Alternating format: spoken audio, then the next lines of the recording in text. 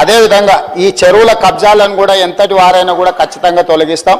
ఈ చెరువులే వరప్రదాయని తెలంగాణ ప్రాంతానికని పదే పదే మంత్రివర్యులు కానీ ప్రభుత్వం కానీ చెప్తా వచ్చింది.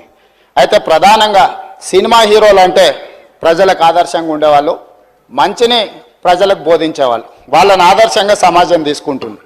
హైటెక్ సిటీ ఎదురుగా గురుకుల్ భూములలో ఎన్ కన్వెన్షన్ అనే ఫంక్షన్ హాల్ ఏదైతే ఉందో అక్కడున్న చెరువులో సగానికి అడ్డంగా గోడ కట్టి కొన్ని ఎకరాలు ఆక్రమించుకొని ఫంక్షన్ హాల్ నిర్వహిస్తున్నారు. పదే పదే ప్రభుత్వం దృష్టికి వచ్చింది, టీవీ ఛానళ్ళల్లో పేపర్లలో చూపించాను. అక్కినేని నాగార్జున గారు కూడా దాని మీద స్పందించారు. ఈనాటి వరకు ఆ ఆక్రమణలు తొలగించలేదు. ఎందుకు అక్కినేని నాగార్జున గారు ఆక్రమించుకున్న చెరువుల ఆక్రమణలు తొలగించలేదు? ఎందుకు చర్యలు తీసుకోలేదు? ఏ శక్తులు అడ్డం పడుతున్నాయి? ఎప్పటిలోగా చర్యలు తీసుకుంటారో మంత్రి గారు సూటిగా సమాధానం చెప్పాల్సి